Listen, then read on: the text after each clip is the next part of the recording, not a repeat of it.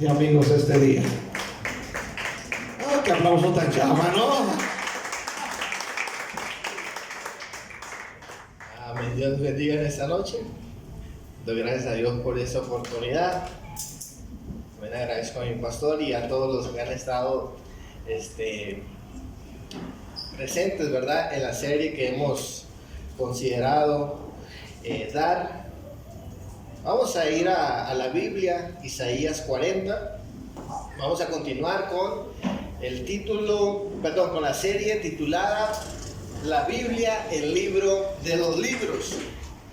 Y vamos a hablar un tema importante el día de hoy que tiene que ver con la autoridad, claridad y suficiencia de la Biblia.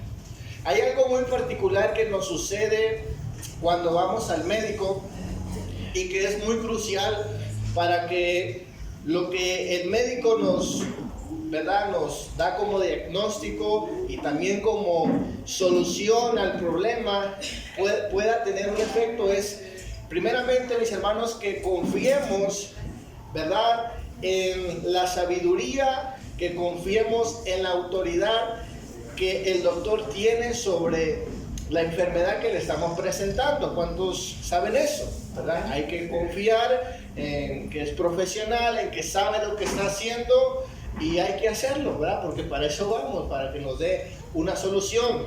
La segunda cosa, yo no sé si a usted le ha sucedido y de la cual a veces se convierte en un problema, que a veces no le entendemos al doctor, ¿verdad? Que uno sale de ahí, pues quién sabe qué es lo que me dijo, no le entendí muy bien, pero muchas veces lo que nos salva es la bendita receta que nos da, ¿verdad? Nos da ahí y nos pone el doctor tomar cada 8 horas, esta es para tal cosa, la otra es para el otro dolor, y así sucesivamente. Ahora, después de que uno compra la medicina o está siguiendo los pasos del doctor, no falta quien opine acerca de su enfermedad. Su mamá, su vecino, su amigo, ¿verdad?, su camarada viene y le dice: mira, sí, eso está bien, pero deberías de, ¿verdad? O a mí me funcionó tal, y comienza a crear una desconfianza también, ¿cierto? Entonces, lo que hacemos muchas veces es descuidar lo que el doctor nos dijo, cuando la solución y lo más conveniente para nosotros es que esa receta, que ese diagnóstico sea suficiente para nosotros, y confiar. ¿Cuánto dicen amén? No nos queda de otra más que confiar y ver los resultados. Amén. ¿Cuánta gente no hemos visto y escuchado que después recaen con la misma enfermedad y resulta que no siguieron los pasos del doctor, ¿verdad? No obedecieron, no confiaron. Escuche bien, esas 3 características que encontramos en una receta médica la podemos encontrar en lo que se refiere a la Biblia. La palabra de Dios tiene que ser autoritativa para uno. ¿Cuántos dicen amén? La palabra de Dios tiene que ser clara para que la podamos obedecer. Y tercero, tiene que ser suficiente para nosotros, para no buscar en algún otro lado. Escuche bien. Autoritativa para que sea la norma de nuestras vidas y de nuestra fe. Claridad para entenderla y para ser bendecido por ella. Suficiente o suficiencia para que ninguna otra cosa tome el lugar de la palabra de Dios. Vamos a ver estas 3 características de la palabra de Dios. Le he titulado a este estudio bíblico 3 características prácticas de la Biblia. Vamos a leer nuestro texto, Isaías 40, versículos 7 al 8. La hierba se seca y la flor se marchita, porque el aliento del Señor sopla sobre ellas. Sin duda, el pueblo es hierba.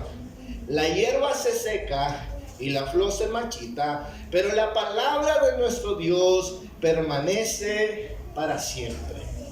Vamos a ver esas 3 características prácticas de la Biblia que tiene efectos inmediatos en nuestras vidas, es decir, que tiene implicaciones no a largo plazo, sino inmediatas. Y vamos a ver eso.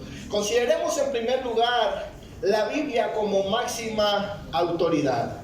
En el texto que estamos considerando de Isaías, el pueblo de Dios se encuentra pasando un momento muy difícil. Dice la palabra de Dios, algunos de ellos están exiliados en Babilonia, pagando las consecuencias de su rebelión en contra de la palabra de Dios. ¿Sí?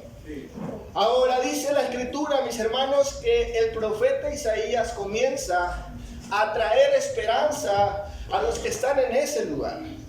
Y comienza a decirles que va a haber un regreso, ¿verdad? Va a haber un cese de ese castigo que ellos están viviendo. Es la palabra de Dios hablada al pueblo a través de los profetas. Y es muy interesante que la Escritura hace, mis hermanos, un contraste entre la hierba y la palabra de Dios. Nos dice el versículo 7, la hierba se seca y la flor se marchita. Y dice ahí el mismo texto, porque el aliento del Señor sopla sobre ellas. Sin duda, el pueblo es hierba. Es decir, que el ser humano, mis hermanos, y todo lo que nosotros hablamos es pasajero, es efímero. Escuche bien. Pero dice ahí mismo que la palabra de Dios, mis hermanos, permanece para siempre. La palabra de Dios es muy distinto a lo que nosotros hablamos, es muy distinto a lo que nosotros somos. Escuchen bien. Y en un momento de necesidad, en un momento de crisis, el Señor trae su palabra y su palabra de esperanza. Lo único que tiene que hacer el pueblo de Dios es creer a esta palabra. Escuche bien. Necesita depositar su confianza en lo que Dios ha hablado. Amén. Escuche bien. Para que la Biblia traiga esperanza sobre nosotros, debemos de reconocer el poder de su autoridad sobre nosotros. Es decir, que cuando reconocemos la autoridad de la palabra de Dios, tomamos una postura de sumisión a lo que emana de ella. Estamos por debajo de la palabra de Dios, no por encima de ella. ¿Sí? El pueblo de Dios, mis hermanos, no tiene otra opción. Lo más saludable, lo más conveniente es que reconozcan que la palabra de Dios es autoritativa. ¿Cuántos dicen amén? Necesitan ponerse debajo de ella y confiar sí o sí en ella. Dice mi comentarista favorito, Samuel Peremillos, yo lo menciono mucho, es el santo de mi devoción. Dice lo siguiente: la autoridad bíblica se define como el término como el poder que gobierna o ejerce un mando o un derecho sobre alguien. Hay otro significado y también es la potestad legítima y la facultad. Eso está vinculado mayormente a la persona que puede actuar de ese modo. Es también el prestigio y crédito que se reconoce a una persona o institución por su legitimidad o por su calidad y competencia en alguna materia. Dios es autoridad suprema porque en Él concurren todos los elementos que la hacen como posible de una dimensión infinita. La omnisciencia y su omnipotencia hacen que Él sea la autoridad suprema.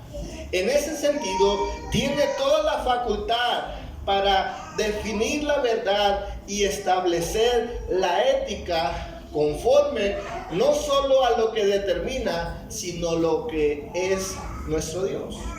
Es decir, mis hermanos, la Escritura, ¿verdad?, nos va a decir lo que debemos hacer y lo que debemos ser. Cristo vive. ¿Sí? Marca, mis hermanos, el principio de nuestra conducta y de nuestra fe. Romanos 10, versículo 17 dice, la fe viene por el oír la palabra de Dios. La palabra de Dios, mis hermanos, nos hace tener fe y que nuestra fe sea basada en la palabra de Dios. De ahí comienza todo. Escuche bien. Nuestro Señor Jesucristo, cuando estuvo en la tierra, dice la Escritura, su vida, su conducta, su ministerio y su misión en la tierra estuvo dirigida por la autoridad de la Biblia. Escuche bien. O por la autoridad de la palabra de Dios. En Marcos 4, versículo 1 al 10, la Escritura nos habla cuando Él es tentado por Satanás. Dice la palabra de Dios, solamente lo voy a parafrasear en esta ocasión. Se lo puede consultar en su casa. La Escritura nos comienza a decir cómo Jesús es tentado por Satanás. Y Jesús continuamente tiene que traer, ¿verdad?, a colación o mostrarle la Escritura a Satanás. Constantemente dice, Satanás le tienta y Jesús responde, escrito está. Es decir, que los ataques del enemigo sobre su vida pudieron ser superados por la autoridad que Jesús le daba a la Escritura. Él confiaba en lo que se había escrito tiempo atrás. Sus respuestas también ante las preguntas trampas que los religiosos le hacían a Jesús, obtuvieron una óptima salida cuando Él citaba la Escritura. Escuche bien, hay gente, mis hermanos, que muchas veces nos dice, ¿qué piensas de este tema, de la Biblia? Y uno le dice, bueno, la Biblia dice esto, esto y esto. Y muchas veces dicen, sí, pero ¿cuál es tu opinión? ¿Qué piensas tú? Muchas veces uno es tentado a dar su opinión, pero la opinión personal importa poco. ¿Cierto? Eso es una realidad. Dice la palabra de Dios, voy a mencionar este ejemplo, Mateo 19:3. Algunos fariseos se le acercaron para ponerlo a prueba y le preguntaron, ¿está permitido que un hombre se divorcie de su esposa, por cualquier motivo? ¿No han leído? Replicó Jesús. En el principio el Creador los hizo hombre y mujer. Y dijo, por esto dejará el hombre a su padre y a su madre, y se unirá a su esposa, y los dos llegarán a ser un solo cuerpo.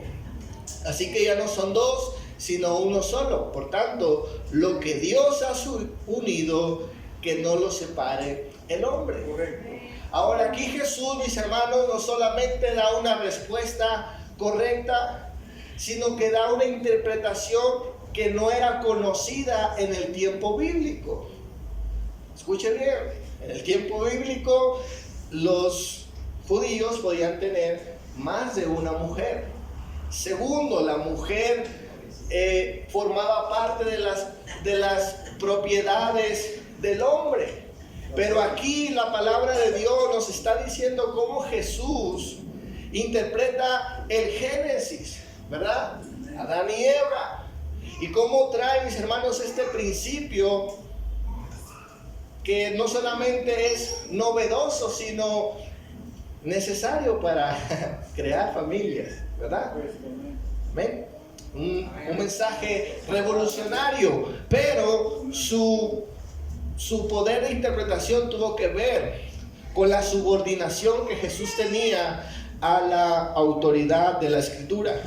En Marcos 7, versículo 6 dice la Escritura, en una ocasión que Jesús es cuestionado, cuando Jesús es cuestionado en Marcos 7, versículo 6, Jesús también comienza, mis hermanos, a traer, ¿verdad?, la autoridad de la Biblia, a decir cómo el pueblo de Israel, o más bien los fariseos, estaban cambiando la palabra de Dios por las costumbres. Dice la palabra de Dios, En este caso, así por la tradición que se transmiten entre ustedes, anulan la palabra de Dios y hacen muchas cosas parecidas. La palabra de Dios en esta parte nos dice cómo los judíos de la época estaban cambiando la palabra de Dios, pero Jesús, mis hermanos, hacía todo lo opuesto. Ponía por suprema autoridad la palabra de su Padre. Escuche bien, la autoridad de la Escritura, mis hermanos, es necesario para nuestra conducta y para nuestra fe. Va guiando, va trayendo dirección. En Juan 7, versículo 15, dice la Escritura: los judíos se admiraban y decían, ¿de dónde sacó tantos conocimientos sin haber estudiado? Y Jesús respondió: mi enseñanza no es mía, sino del que me envió. El que esté dispuesto a hacer la voluntad de Dios reconocerá si mi enseñanza proviene de Dios o si yo hablo mi propia cuenta. El que habla por su propia cuenta busca su vanagloria. Escuche bien. En cambio, el que busca glorificar al que lo envió es una persona íntegra y sin doblez. ¿No les ha dado Moisés la ley a ustedes? Sin embargo, ninguno de ustedes la cumple. Y después Jesús, ¿verdad?, les reclama el por qué lo quieren matar. La palabra de Dios, una vez más, mis hermanos, nos habla cómo Jesús, el Hijo de Dios, descansaba en la autoridad de la Biblia. Ahora podríamos decir, bueno, pues es Jesús, ¿verdad? Jesús tenía esa confianza. Y mucha gente, mis hermanos, yo he escuchado mucho esto, cuando se les habla de la Biblia y les hablan de diferentes temas, siempre una de las cosas que dicen es, ¿pero qué dijo Jesús al respecto? ¿Verdad? Creen que porque lo haya mencionado nuestro Señor Jesucristo, esto tiene más autoridad que las otras partes de la Escritura. Y esto no es así. Toda la Escritura, dice Pablo a Timoteo, toda la Escritura es inspirada por Dios y útil. Lo haya dicho Jesús o no lo haya dicho Él. En el Nuevo Testamento, mis hermanos, cuando los apóstoles hablaban de parte de Dios, dice la Escritura que la gente recibía las enseñanzas no como palabras habladas de parte de simples hombres, sino que dice la Escritura como las recibían como las mismas palabras de Dios. En segunda de Tesalonicenses 2, versículo 15 dice: así que, hermanos, sigan firmes y manténganse fieles a las enseñanzas que oralmente o por carta les hemos transmitido, que nuestro Señor Jesucristo mismo, Dios Padre, nos amó por su gracia y nos dio consuelo eterno. Los anime y les fortalezca de todo corazón, que tanto en palabra como en obra hagan todo lo que es bueno. Primera de Tesalonicenses 2, versículo 12 dice: los hemos animado y consolado y exhortado a llevar una vida digna de Dios, que los llama a su reino y a su gloria. Así que no dejamos de dar gracias a Dios, porque al oír ustedes la palabra de Dios que les predicamos, la aceptaron no como palabra humana, sino como lo que realmente es la palabra de Dios, la cual actúa en los creyentes. Es decir, mis hermanos, que en el tiempo del Nuevo Testamento la gente, ¿verdad?, reconocía la autoridad de la palabra de Dios, aunque se hablase por escrito o oralmente por alguno de los apóstoles. Ellos se ponían por debajo de la palabra de Dios y tenían efectos en su vida. Dice un comentarista, Carl Henry, no Henry el que está aquí, sino otro comentarista, dice: el Dios que se revela a sí mismo es el Dios que ejerce autoridad y poder. Dios, como el creador soberano de todos, es el Dios de la Biblia que quiere y tiene el derecho de ser obedecido. Aleluya. No sé si me le pueden subir volumen. Quiero hablar en segundo lugar. Yo no me escucho, pero yo creo que necesito subir, ¿verdad? Sí. Cristo vive. Vamos a hablar en segundo lugar, la segunda característica de la Biblia, y es la claridad. Diga conmigo, claridad. Vimos en primer lugar la autoridad. Hoy veamos la claridad de la Biblia. Si hay algo que crea inseguridad, es no entender algo. That's right. ¿Sí? A veces uno escucha ciertas cosas de la gente y cosas que usted sabe que son importantes y está ahí, ¿verdad? Prestando atención, cuidando de no olvidar lo que se le está diciendo, y muchas veces cuando se nos olvida o no entendimos claramente, esto crea desconfianza, crea inseguridad y crea otro sinnúmero de problemas, ¿verdad? Uno a veces no puede obedecer porque simplemente no entendió lo que le asignaron o lo que le dijeron. Escuche bien, la palabra de Dios, volviendo al ejemplo de nuestro texto principal de Isaías, en cuanto al pueblo que está exiliado, dice la palabra de Dios, mis hermanos, que el mensaje que se les ha dado de parte del profeta es que un día van a regresar ellos a Jerusalén. Escuche bien, van a regresar ellos a Jerusalén. El mensaje que se les dio en el exilio, en medio de esos problemas, en medio de esos tiempos tan difíciles, era un mensaje claro y sencillo. ¿Sí? No tenía una complejidad. Era claro, un día van a regresar. No saben cuándo, no saben en qué momento. Ellos necesitaban, mis hermanos, recordar el mensaje claro y preciso que Dios les había hablado a través del profeta. Escuchen bien. Por eso el Señor les pone el ejemplo de la hierba y el ejemplo de lo que es su palabra. Su palabra, mis hermanos, no iba a ser pasajera. ¿Por qué? Porque es clara. Es clara y puntual. Y era oportuna a la necesidad de ellos. No es como mucha gente pretende decir, ¿verdad? De que hay códigos ocultos, ¿verdad? En la escritura, y que uno tiene que hacer una cuenta, ¿verdad? Una suma y una resta de palabras y números para encontrar el mensaje divino. El mensaje lo tenemos claro en la escritura. ¿Cuántos dicen amén? Y esto debemos recordarlo. ¿Por qué? Porque el reconocer la claridad de la escritura tiene implicaciones sobre nuestras vidas. Escuche bien. Significa, mis hermanos, que hay algo que nos quiere comunicar. Y uno tiene que perseguir, escuche bien, la claridad de la Biblia. Uno tiene que buscarla. Dice la palabra de Dios en Deuteronomio 30, versículo 11. Porque este mandamiento que yo te ordeno hoy no es demasiado difícil para ti, ni está lejos, no está en el cielo para que digas: ¿quién subirá por nosotros al cielo y nos lo traerá y nos lo hará oír para que lo cumplamos?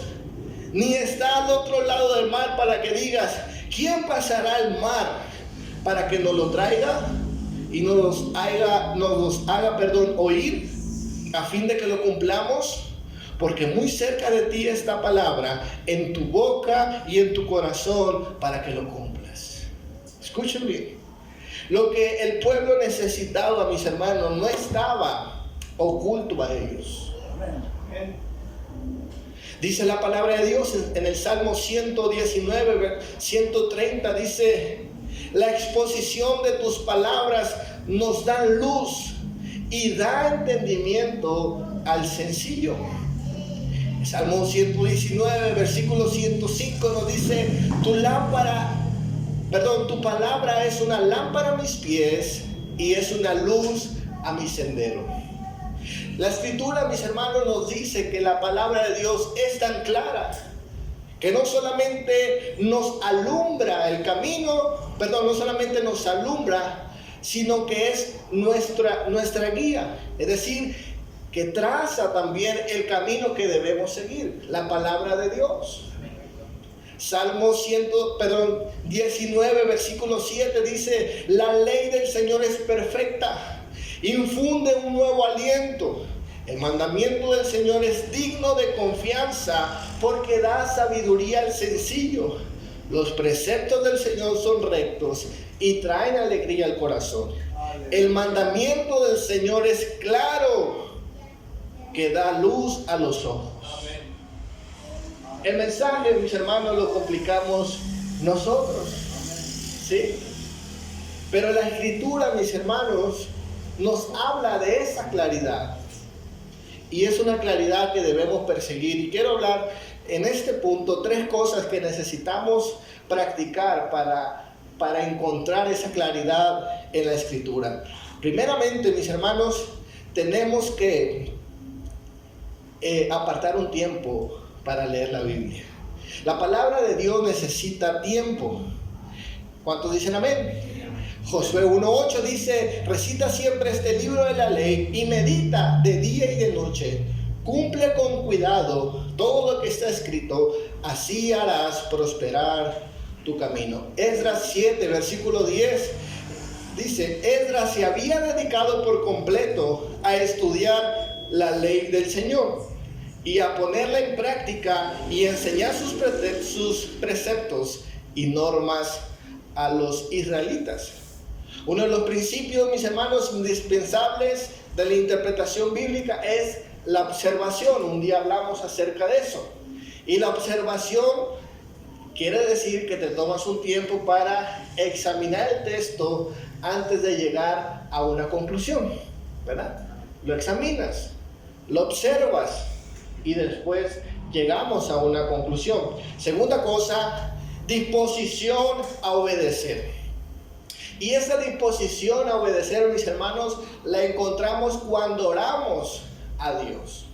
Dice el Salmo 119, versículo 16, en la traducción lenguaje actual, dice: mi mayor placer son tus mandamientos, jamás me olvido de ellos. Yo estoy a tu servicio, trátame bien y cumpliré tus órdenes. Estoy de paso en este mundo, dame a conocer tus mandamientos. Ayúdame a entender tus enseñanzas maravillosas. En oración, mis hermanos, nosotros podemos pedir claridad a Dios. ¿Cuántos están acá? Amén. No podemos, mis hermanos, dejar a un lado la oración, ¿verdad?, como medio para entender la Escritura. Tenemos que preparar el corazón. Ahí mismo, mis hermanos, tenemos que procurar la ayuda del Espíritu Santo. Dice 1 Corintios 2, versículo 14: los que no tienen el Espíritu de Dios no aceptan las enseñanzas espirituales, pues las consideran una tontería. Necesitamos el Espíritu Santo en nuestras vidas. Número 3, necesitamos medios ordinarios para entender la palabra de Dios. Es decir, pues una Biblia, ¿verdad? Lo más básico. Ahora hay traducciones que nos facilitan eso, ¿verdad? Y usted puede buscar la que más le guste y la que más entienda. Amén. Y eso no hay ningún problema. La Escritura nos dice en 1 Corintios 12, 28 que Dios, mis hermanos, instituyó a profetas, maestros, apóstoles y pastores. Es decir, que hay gente, mis hermanos, que nos ayuda a nuestra comprensión de la palabra de Dios. Y todas estas personas han escrito y han puesto a disposición materiales para el pueblo de Dios. ¿Cuántos dicen amén? Amén. Amén. Ok, vamos a ir en tercer lugar para terminar este estudio: la suficiencia de las Escrituras. Volvemos al ejemplo del pueblo de Israel en cautiverio, ¿sí? Para que esto sea sencillo de entender. Vimos que ellos necesitan confiar en la palabra que Dios les ha hablado. Tienen que subordinarse a ella, confiar total y abiertamente en lo que Dios ha hablado. Segundo, recordar el mensaje que un día se les habló, ¿sí? Y ver qué es lo que se les había prometido. Ahora, esto es sumamente importante, mis hermanos, porque debemos saber lo que Dios sí nos ha dicho. Porque hay cosas que Dios no ha dicho. ¿Cuántos dicen amén? Hay cosas que Dios no ha prometido y que a veces la gente cree. Tercero, mis hermanos, necesitaba el pueblo de Dios confiar, ¿verdad?, en la palabra de Dios de manera absoluta. Es decir, que iban a venir, mis hermanos, o vinieron seguramente, cosas que los hacían dudar de la palabra de Dios. Por ejemplo, el tiempo.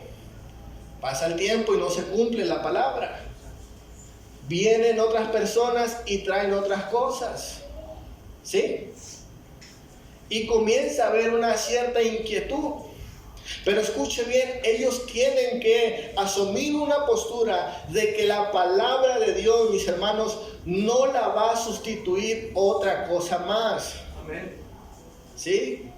Si quieren ver que esa palabra de Dios se cumpla, no tienen que buscarle un sustituto.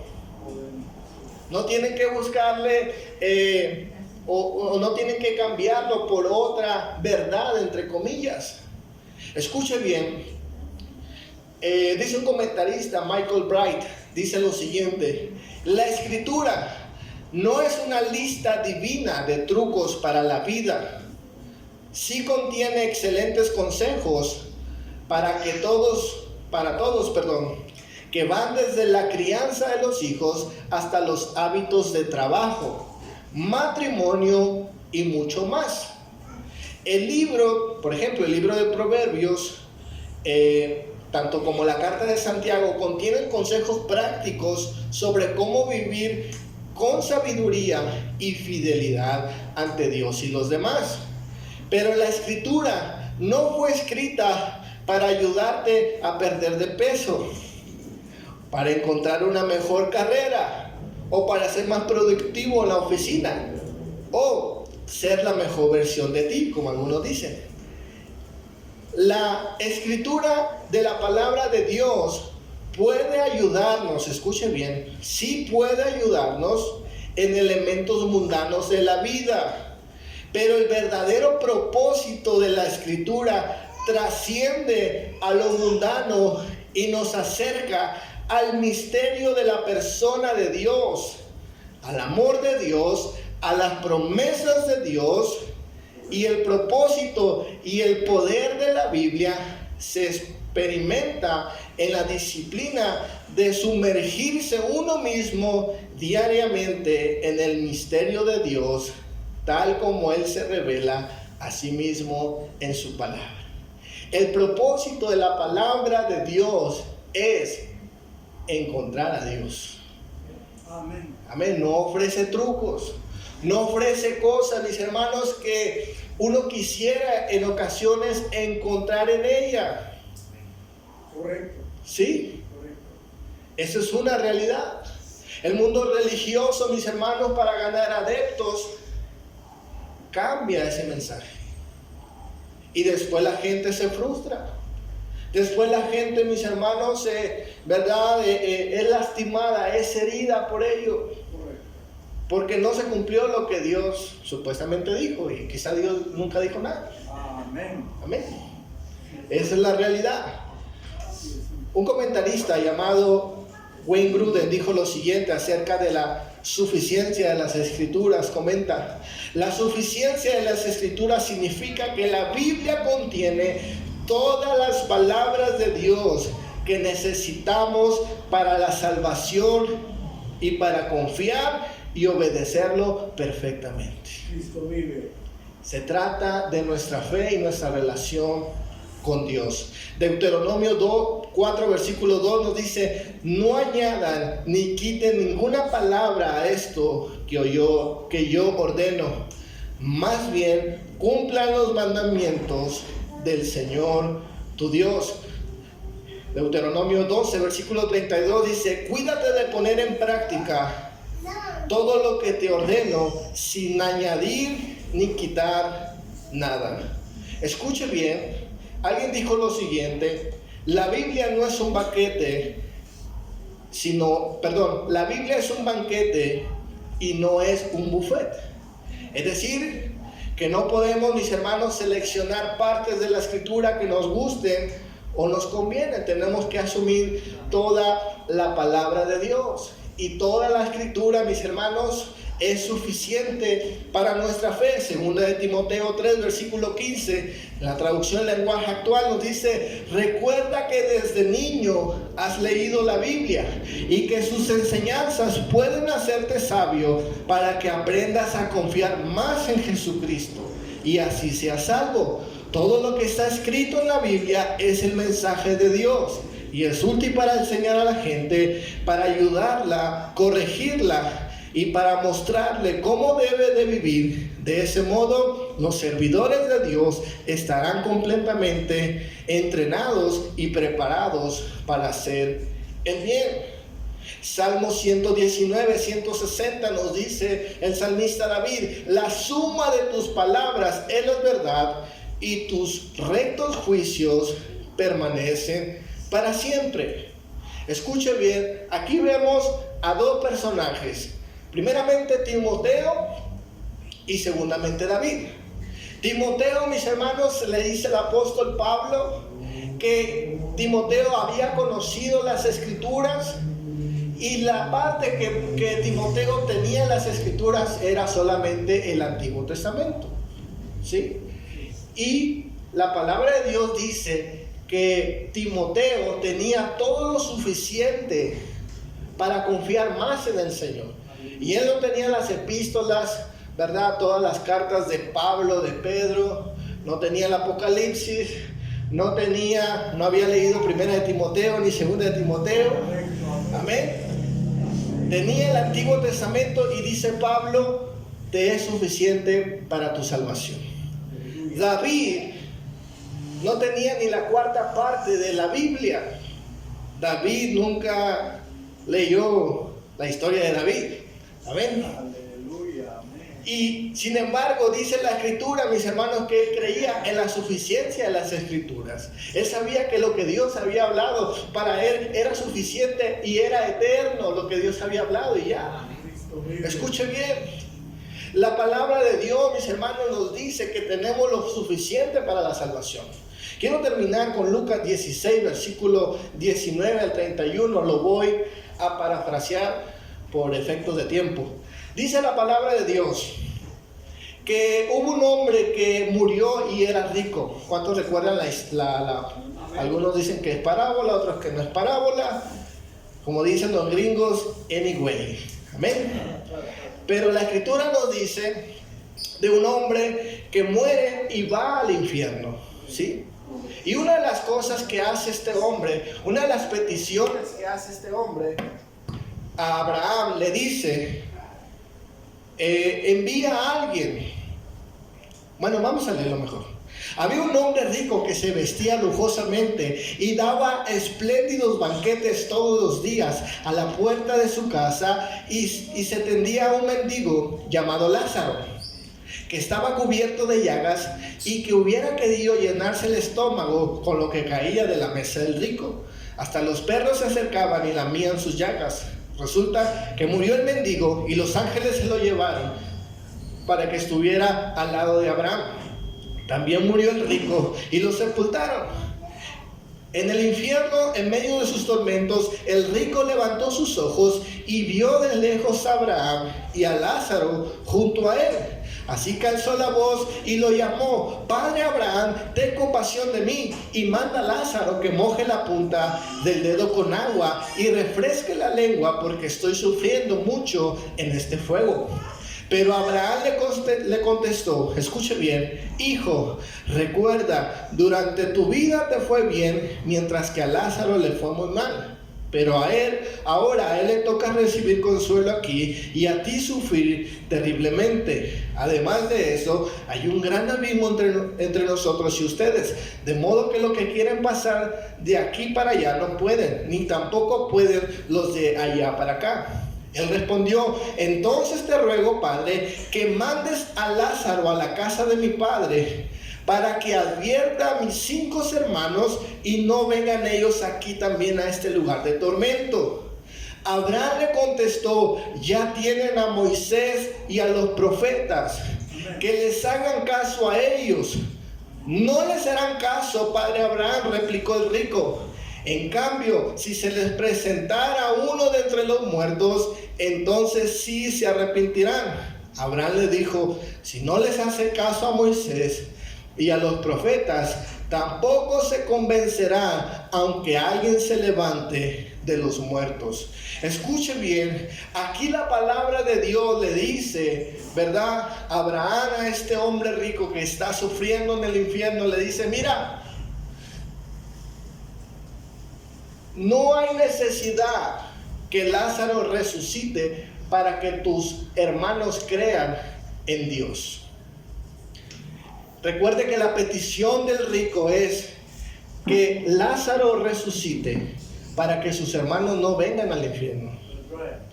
Y él les dice: mira, no hay necesidad que haya ese tipo de cosas sobrenaturales. Dice la Escritura: ya tienen a Moisés y a los profetas, las dos partes del Antiguo Testamento. Escuche bien. Abraham le dice a este hombre que la gente de ese tiempo, mis hermanos, tenía lo suficiente para evitar el infierno. Tenían, mis hermanos, el Antiguo Testamento, tenían las palabras de Dios suficientes para darles vida eterna. ¿Cuántos logran entender eso? No había necesidad de una experiencia sobrenatural. E incluso Abraham le dice: si lo resucitan, no les van a hacer caso de todas maneras. Y la palabra de Dios nos dice, mis hermanos, históricamente, que cuando resucita el mismo Señor Jesucristo de entre los muertos, ni aún así mucha gente creyó en él. Escuche bien, la palabra de Dios misma afirma que lo que tenían ellos en ese tiempo, el Antiguo Testamento, era suficiente para evitar el mismo infierno. Aleluya. Hoy en día usted y yo no solamente tenemos el Antiguo Testamento, tenemos el Nuevo, tenemos la Biblia completa, y toda esta palabra escrita es suficiente para nuestra salvación, para nuestra conducta y para nuestra fe. ¿Cuánto dicen? No necesitamos algo más. Denle un fuerte aplauso a nuestro Dios en